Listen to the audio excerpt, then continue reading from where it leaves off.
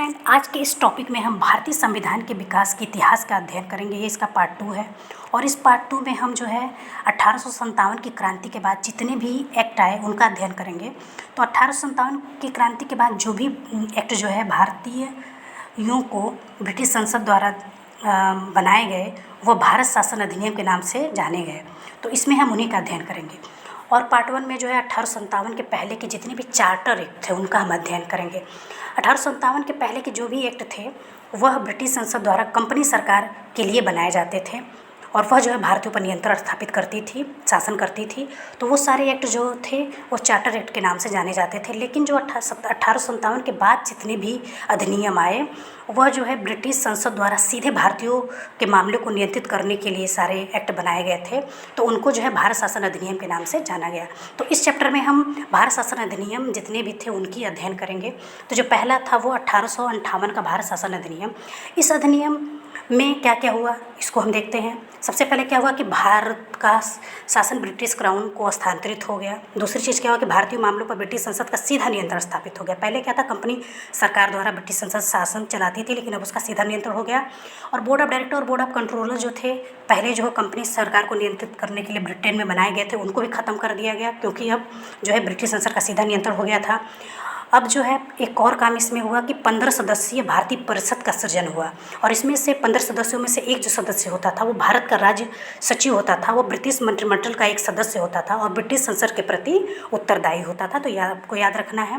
और भारत का जो गवर्नर जनरल है उसका नाम बदल के वायसराय कर दिया गया, क्योंकि वह अब जो है ब्रिटिश संसद का, ब्रिटिश क्राउन का सीधा प्रतिनिधि होता था। तो अब उसको गवर्नर जनरल न कह के वायसराय कहा जाने लगा। और जो भारत का अंतिम गवर्नर जनरल और प्रथम जो वायसराय वो लॉर्ड कैनिंग हुए। ये भी क्वेश्चन एग्जाम में बार बार पूछा जाता है। तो ये भी आपको याद रखना है कि भारत का अंतिम गवर्नर जनरल और जो प्रथम वायसराय हुए वो कौन हुए, तो लॉर्ड कैनिंग हुए। तो इस फैक्ट को आप जरूर याद रखिएगा। अब हम जो है दूसरे अधिनियम का अध्ययन करेंगे। 1861 का भारत परिषद अधिनियम। इस अधिनियम के द्वारा जो है विभागीय प्रणाली का प्रारंभ हुआ जो लॉर्ड कैनिंग द्वारा किया गया और गवर्नर जनरल को पहली बार अध्यादेश जारी करने की शक्ति प्रदान की गई। तो ये क्वेश्चन बार बार पूछा जाता है कि किस अधिनियम द्वारा गवर्नर जनरल को पहली बार अध्यादेश जारी करने की शक्ति प्रदान की गई। और दूसरा काम क्या हुआ कि गवर्नर जनरल की जो कार्यकारी परिषद था उसका विस्तार कर दिया गया तथा कानून बनाने की प्रक्रिया में भारतीयों को भी कुछ प्रतिनिधित्व प्रदान किया गया। और ये जो था बस नाम मात्र ही था, क्योंकि इसमें जो है भारतीयों को जो नामांकित किया गया था वो एक गैर सरकारी सदस्य के रूप में नामांकित किया गया था और उनका जो रोल था एक नाम मात्र ही था। बस भारतीयों को एक तरह से खुश करने के लिए किया गया था। इसके अंतर्गत 1862 में लॉर्ड कैनिंग ने 3 भारतीयों, एक बनारस के राजा, दूसरा पटियाला के महाराज और सर दिनकर राव को विधान परिषद में मनोनीत किया।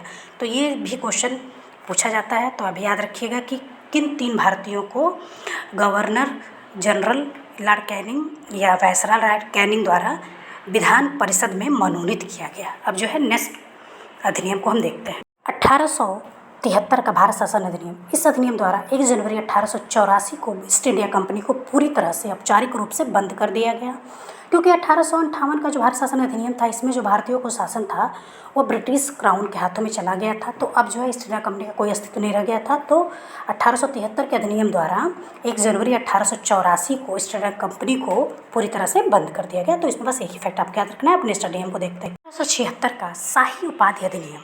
यह अधिनियम कोई बहुत इंपॉर्टेंट नहीं है, इसमें बस आपको इतना फैक्ट याद रखना है कि 28 अप्रैल 1876 को एक घोषणा द्वारा महारानी विक्टोरिया को, जो ब्रिटेन की महारानी थी, उनको भारत की भी सामग्री घोषित कर दिया गया। तो ये फैक्ट इसमें याद रखना है, कोई बहुत इंपॉर्टेंट नहीं है लेकिन जानना जरूरी है। अब हम अगला अधिनियम देखते हैं। 1892 का भारत परिषद अधिनियम। इस अधिनियम द्वारा अप्रत्यक्ष चुनाव प्रणाली की शुरुआत हुई। इसके पहले चुनाव जो है नहीं होते थे। किसी भी कार्यकारी परिषद में जो व्यक्ति थे उनको सिर्फ मनोनीत कर दिया जाता था, लेकिन इस अधिनियम द्वारा पहली बार चुनाव प्रणाली की शुरुआत हुई, जो एक तरह से अप्रत्यक्ष ही था लेकिन इसकी शुरुआत हो गई थी। दूसरी चीज़ ये क्या था कि इसमें जो सदस्य थे कार्यकारी के, जो भारतीय सदस्य थे, उनको राजस्व, व्यय और बजट पर बहस करने तथा कार्यकारी से प्रश्न पूछने की भी शक्ति प्रदान की गई। तो यह जो है इसके पहले नहीं था। तो ये बहुत बड़ी एक उपलब्धि थी भारतीयों के लिए जो उनको 1892 के परिषद अधिनियम द्वारा प्राप्त हुई। का भारत परिषद अधिनियम, जिसे मार्ले मिंटो सुधार के नाम से भी जाना जाता है, उस समय भारत के सचिव मार्ले थे और जो वायसराय थे वो मिंटो थे, लॉर्ड मिंटो। अब जो है इस अधिनियम के द्वारा मुस्लिम समुदाय के लिए पृथक प्रतिनिधित्व का उपबंध किया गया, मतलब कि जो मुसलमानों का जो चुनाव होगा उसमें जो वोट देंगे वो मुस्लिम समुदाय ही देंगे। तो इस तरह जो है ये पृथक प्रतिनिधित्व का उपबंध किया गया। और लॉर्ड मिंटो को जो था वो सांप्रदायिक निर्वाचन का जनक भी कहा जाता है इसीलिए। अब जो है इसमें भारतीयों को जो भारत सचिव और जो गवर्नर जनरल की जो कार्यकारी परिषद थी उसमें नियुक्ति मिली, मतलब इस पहले जो है भारतीयों को इसमें नियुक्त नहीं किया जाता था, लेकिन इस अधिनियम द्वारा भारतीयों को भी अब भारत सचिव और गवर्नर जनरल की कार्यकारी परिषद में स्थान मिलने लगा। केंद्रीय और प्रांतीय विधानसभाओं को पहली बार बजट पर वाद विवाद करने, प्रश्न पूछने और मत देने का अधिकार मिला।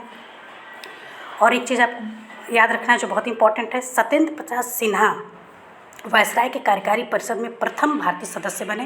तो ये भी क्वेश्चन बार बार पूछा जाता है, तो ये भी याद रखिए।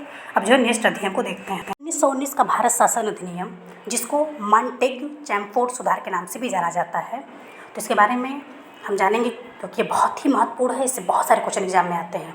तो सबसे पहले इसमें जो हुआ, केंद्र में द्विसदनात्मक विधायिका की स्थापना की गई, एक राज्यसभा और दूसरा केंद्रीय विधानसभा। तो ये क्वेश्चन बार पूछा जाता है कि केंद्र में द्विसदनात्मक विधायिका की स्थापना किस अधिनियम द्वारा की गई। और जो दोनों सदन जो बनाए गए केंद्र में, राज्य परिषद और केंद्रीय विधानसभा, दोनों को समान अधिकार प्राप्त थे, लेकिन जो सिर्फ केंद्रीय विधानसभा थी, जो उसका निचला सदन था, उसी को बस बजट पर स्वीकृति प्रदान करने का अधिकार प्राप्त था। तो ये फैक्ट आपको याद रखना है। और दूसरा चीज़ आपको ये याद रखना है कि प्रांतों में द्वैध शासन प्रणाली का उपबंध किया गया। तो ये क्वेश्चन बार बार पूछा जाता है कि किस शासन अधिनियम द्वारा प्रांतों में द्वैध शासन प्रणाली का उपबंध किया गया। तो 1919 का भारत शासन अधिनियम। और प्रांतों में द्वैध शासन के जो जनक है वो लियोनेस कार्टियस को कहा जाता है। तो ये भी क्वेश्चन बार बार एग्जाम में आता है कि प्रांतों में द्वैध शासन के जनक कौन थे, तो वो थे लियोनेस कार्टियस। अब जो प्रांतों में द्वैध शासन था उसमें जो प्रांतीय विषय को दो भागों में विभाजित किया गया था, आरक्षित और हस्तांतरित। आरक्षित विषयों का जो प्रशासन था वो गवर्नर जनरल उसकी परिषद के माध्यम से किया जाता था, तथा हस्तांतरित जो विषय थे उसका जो प्रशासन था गवर्नर द्वारा विधान परिषद के प्रति उत्तरदायी मंत्रियों की सहायता से उसका शासन जो है चलाया जाना सुनिश्चित किया गया था। और इस अधिनियम द्वारा भारत में ली आयोग की सिफारिश पर 1926 में लोक सेवा आयोग का गठन किया गया। तो ये बार बार पूछा जाता है कि लोक सेवा आयोग का गठन कब किया गया, किस अधिनियम द्वारा किया गया। तो 1919 के भारत शासन अधिनियम के द्वारा 1926 में किया गया। और किसकी सिफारिश पे, तो ये भी आपको याद रखना है, ली आयोग की सिफारिश पे। और इस अधिनियम के अंतर्गत एक वैधानिक आयोग का गठन का भी प्रावधान किया गया, जिसका कार्य ये था कि इसके जितने भी मतलब कि जो 10 साल बाद इसका जो 1919 का जो भारत शासन अधिनियम है इसकी जांच करके अपनी रिपोर्ट प्रस्तुत करना था कि ये अपने कार्य में कितना सफल हुआ। अब जो है इसमें एक चीज़ और आपको याद रखना है कि इस अधिनियम द्वारा पहली बार महिलाओं को वोट देने का अधिकार मिला, क्योंकि इससे पहले जो है महिलाओं को वोट देने का अधिकार नहीं था, सिर्फ पुरुषों को प्राप्त था। तो ये भी फैक्ट बार बार पूछा जाता है कि किस अधिनियम द्वारा पहली बार महिलाओं को वोट देने का अधिकार प्राप्त हुआ, तो वो था 1919 का भारत शासन अधिनियम। अब जो है नेक्स्ट अधिनियम की हम चर्चा करते हैं। 1935 का भारत शासन अधिनियम, ये अधिनियम बहुत ही इंपॉर्टेंट है, इसके बारे में बहुत सारे फैक्ट एग्जाम में पूछे जाते हैं। सबसे पहले इस अधिनियम में अखिल भारतीय संघ की स्थापना हुई। तो ये क्वेश्चन बार बार पूछा जाता है कि अखिल भारतीय संघ की स्थापना किस अधिनियम द्वारा हुई, तो 1935 का भारत शासन अधिनियम।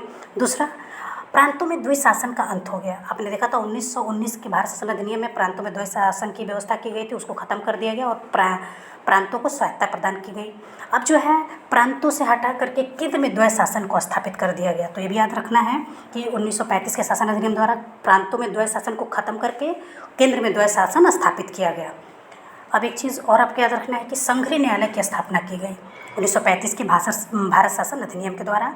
लेकिन जो इसकी अंतिम सुनवाई थी वो जो है प्रिवी काउंसिल लंदन के द्वारा ही होती थी।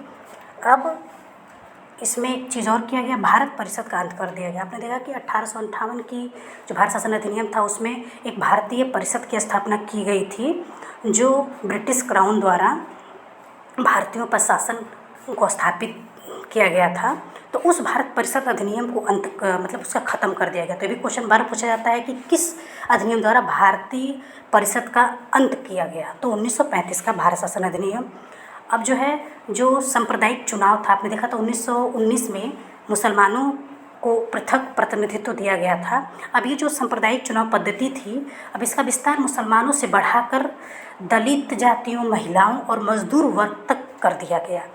तो ये जो फैक्ट बहुत ही इम्पोर्टेंट है। और इस अधिनियम द्वारा 1 अप्रैल 1935 में भारतीय रिजर्व बैंक की स्थापना हुई। तो ये भी बार बार पूछा था एग्जाम में कि भारतीय रिजर्व बैंक की स्थापना कब हुई और किस अधिनियम के द्वारा हुई।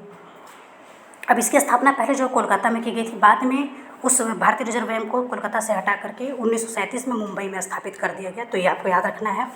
और इस अधिनियम द्वारा बर्मा को भारत से अलग कर दिया गया। तो ये भी पूछा जाता है कि किस अधिनियम द्वारा बर्मा को भारत से अलग कर दिया गया। तो 1935 का भारत शासन अधिनियम। अब जो है हम अगले अधिनियम को देखते हैं।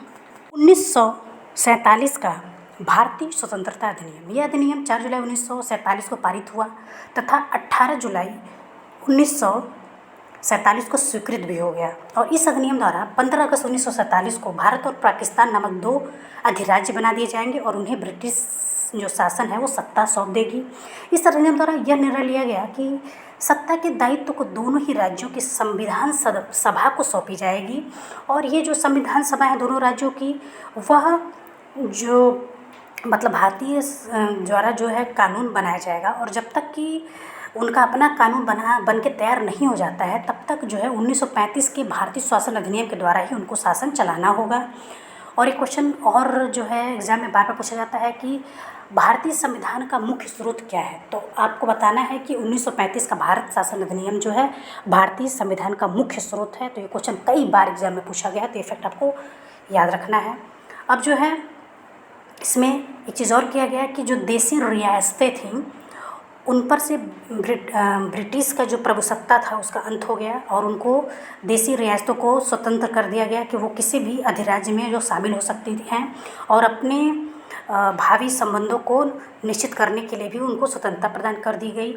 और इस अधिनियम द्वारा जो भारतीय डोमिनियन था, मतलब भारतीय जो राज्य जो बनाया गया था, उसमें सिंध, बलूचिस्तान, पश्चिमी पंजाब, पूर्वी बंगाल, पश्चिमेत्तर सीमा प्रांत और असम के सिलहट जिले को छोड़कर जितने क्षेत्र थे वो भारत में मिला दिए गए और भारत राज्य की स्थापना हुई, या कह लीजिए भारत डोमिनियन की स्थापना हुई।